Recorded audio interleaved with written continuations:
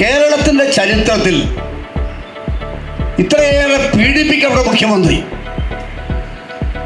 ഇത്രയേറെ അപവാദം കേട്ട മുഖ്യമന്ത്രി, ഒരു വ്യക്തിക്ക് സ്വന്തം ജീവിതത്തിൽ കേൾക്കാൻ സാധിക്കാത്ത, സ്വന്തം കുടുംബത്തിന് മുമ്പിൽ തലയുയർത്താൻ സാധിക്കാത്ത എത്രയോ ആക്ഷേപങ്ങൾ.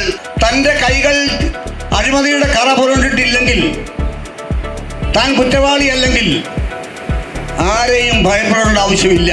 മടിയിൽ പൊതിയുള്ളവും വഴി പേടിച്ചാൽ മതി.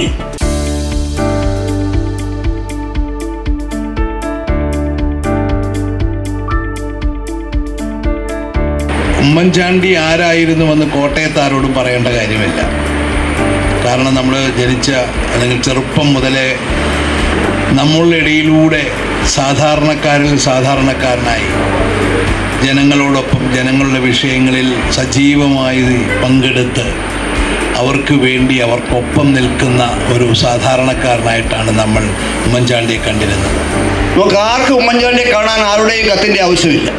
ജനസമ്പർക്ക പരിപാടി നടത്തിയത് 14 ജില്ലകളിലും ഒരു ജില്ലയിൽ 4 വട്ടം വെച്ച് നടത്തി. എന്തെല്ലാം പരിഹാസ്യമുണ്ടായി. നിയമസഭയിൽ കുറ്റപ്പെടുത്തി. മുഖ്യമന്ത്രിയുടെ ജോലിയല്ലിത്, വില്ലേജ് ഓഫീസർ ജോലിയാണെന്ന് പറഞ്ഞു. അദ്ദേഹത്തെ ആക്ഷേപിച്ചു, പരിഹസിച്ചു. പക്ഷെ ഉമ്മൻചാണ്ടി കുലുങ്ങിയില്ല. നമ്മളെപ്പോൾ വിളിച്ചാലും വിളിപ്പുറത്തുണ്ട്. നമുക്കെപ്പോൾ വേണമെങ്കിലും വിളിക്കാം. നമുക്ക് ഏത് സമയത്തും ഏതാവശ്യങ്ങൾക്കും അദ്ദേഹത്തെ സമീപിക്കാം. അങ്ങനെയുള്ള ഒരു രാഷ്ട്രീയ നേതാവായിട്ടാണ് നമ്മൾ അദ്ദേഹത്തെ ആദ്യം കാണുന്നത്.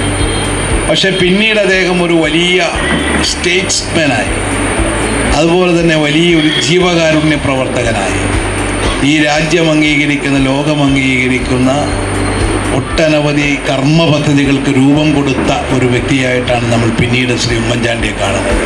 മുഖ്യമന്ത്രിയാകുമ്പോൾ അദ്ദേഹത്തിന് 2 പ്രഖ്യാപനങ്ങളായിരുന്നു. ഒന്ന്, നമ്മുടെ രാജ്യം നമുക്ക് ഒരുപാട് കാര്യങ്ങൾ ചെയ്യാനുണ്ട്, പക്ഷേ നമുക്ക് ഒന്നും എങ്ങും എത്താനായില്ല.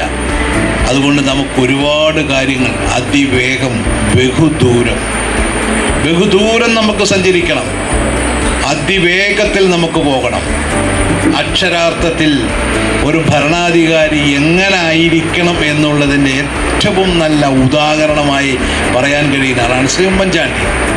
അശരണരായ നിരാലംബരായ ജനങ്ങളുടെ ദൈവത്തെ, അതാണ് സത്യം.